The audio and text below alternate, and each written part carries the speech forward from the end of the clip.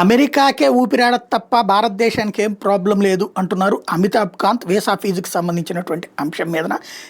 నీతి ఆయోగ్ మాజీ CEO Trump విధించిన $1,00,000 H-1B visa fee US ఆవిష్కరణలకు ఊపిరాడకుండా చేస్తుంది, భారతదేశాన్ని టర్బో చార్జ్ చేస్తుంది.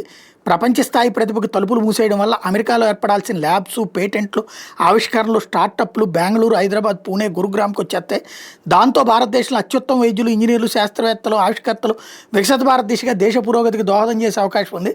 అమెరికాకి నష్టం కలిగించే నిర్ణయం భారత్కి లాభం చేకూరుస్తుంది అంటున్నారు అమితాబ్ కాంత్. ఎక్స్ వేదికగా ఈ పోస్ట్ పెట్టారు. మన దేశానికి మేలు చేకూర్చుతుంది అన్నటువంటి ఆశాభావాన్ని వ్యక్తం చేశారు. మరోవైపు ట్రంప్ చర్యని అమెరికా ప్రముఖులు కూడా ఖండిస్తున్నారు. ఇది ఒక నిర్లక్ష్యపూరిత ప్రయత్నం. మన శ్రామిక శక్తిని ఎంతో కాలంగా బలోపేతం చేసిన, ఆవిష్కరణలకు దోహదం చేసిన లక్షలాది మంది అమెరికన్లకు ఉపాధి కల్పించే పరిశ్రమలను ఏర్పాటు చేయడంలో సహాయపడిన అధిక నైపుణ్యం కలిగిన కార్మికులను అమెరికా నుంచి దూరం చేయడమే అవుతుంది అంటూ యుఎస్ కాంగ్రెస్ సభ్యుడు రాజా కృష్ణమూర్తి, అట్లా H-1B ప్రోగ్రామ్ అనేది ఆవిష్కరణలకు ప్రాణాధారం, దాని ద్వారా ప్రపంచవ్యాప్తంగా ఉన్న టాలెంట్ని అమెరికా ఆకర్షిస్తుంది. ఈ ఫీజు వల్ల ఇకపై అడ్డంకులు ఎదురుకాబోతున్నాయి. భిన్నమైన టాలెంట్ ఆధారంగా నడిచే చిన్న వ్యాపారాలు, స్టార్టప్లు అణచివేస్తుంది, ఆర్థిక వ్యవస్థ దూసుకెళ్లేందుకు ఉపకరించే నిపుణులను దూరం చేస్తుంది అంటున్నారు అజయ్ బుటోరియా, జో బైడెన్ మాజీ సలహాదారు కూడా.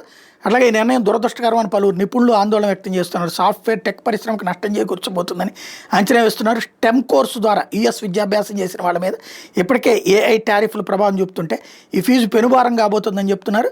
ఈ మీద అమెరికా వేదికగా పనిచేస్తున్న కంపెనీలు విదేశీ నిపుణులు నియమించుకునేందుకు జారీ చేసే ఒక్కో వీసా మీద ఏడాదికి $1,00,000 చెల్లించాల్సి వస్తుంది. దాంతో ఆ సంస్థలు వాళ్ళని నియమించేందుకు మొగ్గు చూపకపోవచ్చు అన్నటువంటిది అనుమానిస్తున్నారు.